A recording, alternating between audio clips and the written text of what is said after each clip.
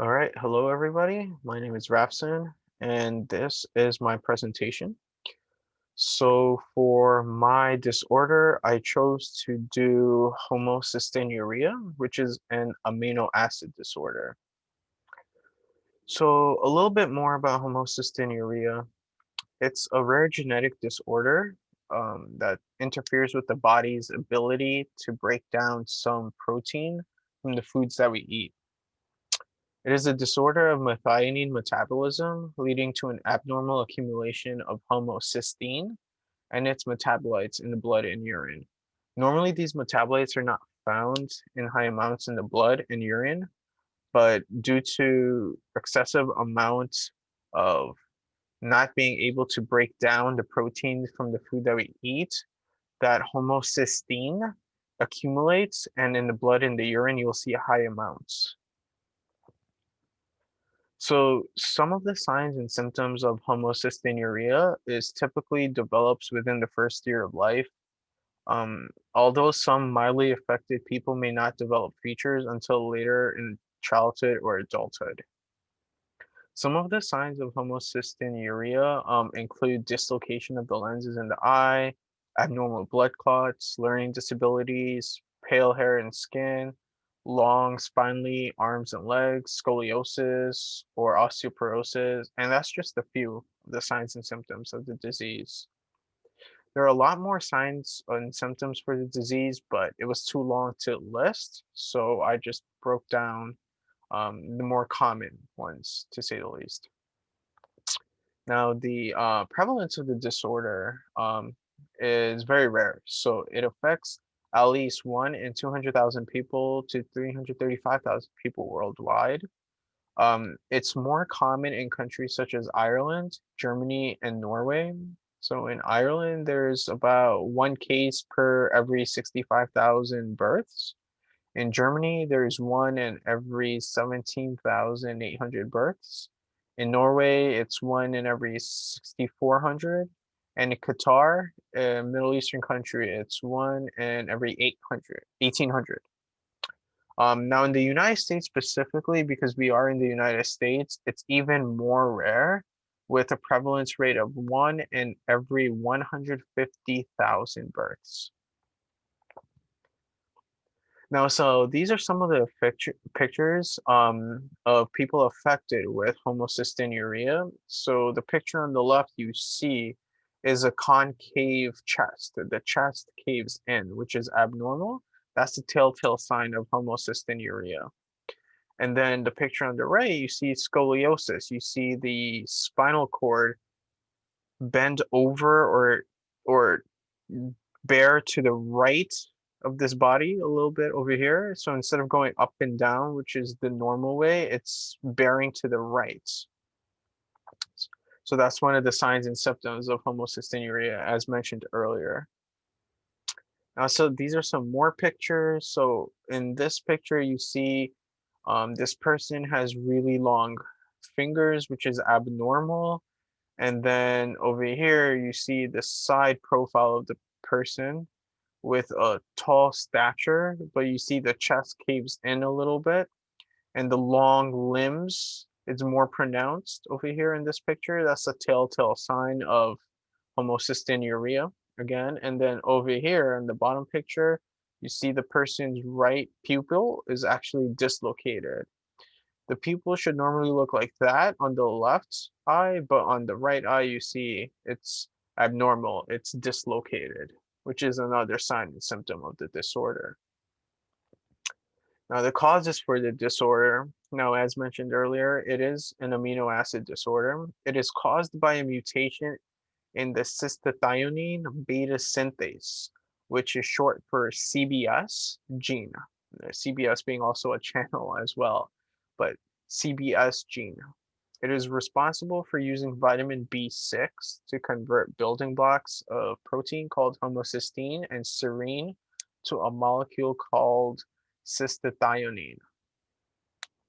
Now, the disorder can be caused by mutation in other genes as well. So it could be in the MTHFR gene, the MTR gene, the MTRR gene, the MMADHC gene as well. But the CBS gene mutation is a more common cause of homocystinuria.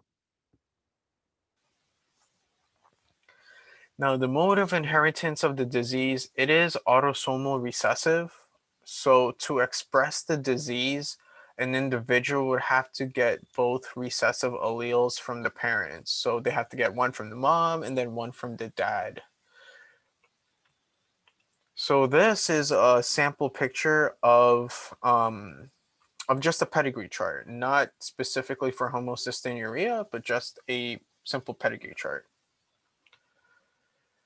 So this was actually my pedigree chart that I made for one of the project parts earlier in the semester, and this is specifically for homocystinuria that's spread at an autosomal recessive, which you see in the top left. And then you can see that in a sample family, in a sample 4-generation family, if there was homocystinuria present, this is how it would spread.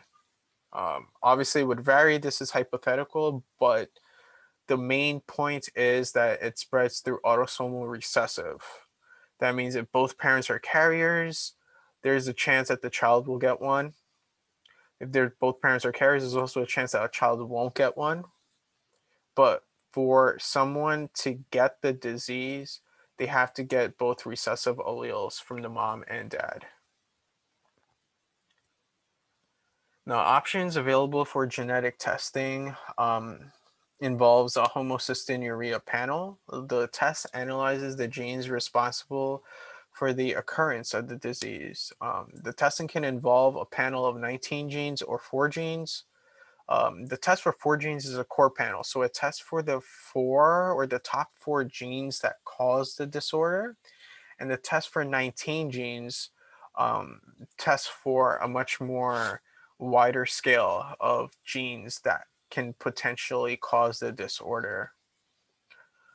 The test is not mandatory. It is ideal for patients with homocystinemia or with a clinical suspicion of homocystinuria.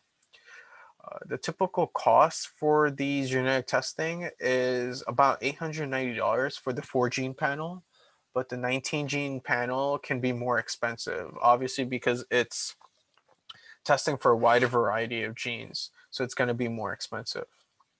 It's typically done, the testing, when individuals present symptoms of homocystinuria or if they're under suspicion of having the disease. It could be done at any age. And it's not mandatory, again, as I said earlier. And prenatal diagnosis is feasible by performing an enzyme assay of amniotic cells or chorionic villi, which means they take samples of the fetus's tissues and amniotic fluid to do genetic testing to see whether or not the child will have the disorder or not. Now, some treatment modalities. So the disease cannot be cured. However, the symptoms of the disorder can be treated. Treatment usually is based on the severity of the disorder. So someone can have homocystinuria, or 2 people can have homocystinuria, but one person can have the disorder a lot more severely in terms of symptoms and signs as opposed to another person. And that varies person by person. So treatment varies based on the severity of the person's disorder. It's all individual based.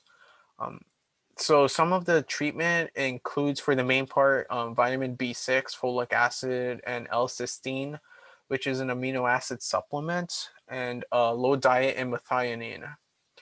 Foods high in protein are also recommended to be avoided as well because the body cannot break down the proteins that we eat because of the disorder.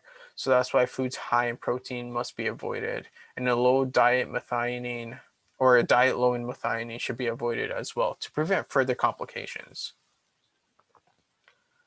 And then these are just my references. And yeah, that's my presentation.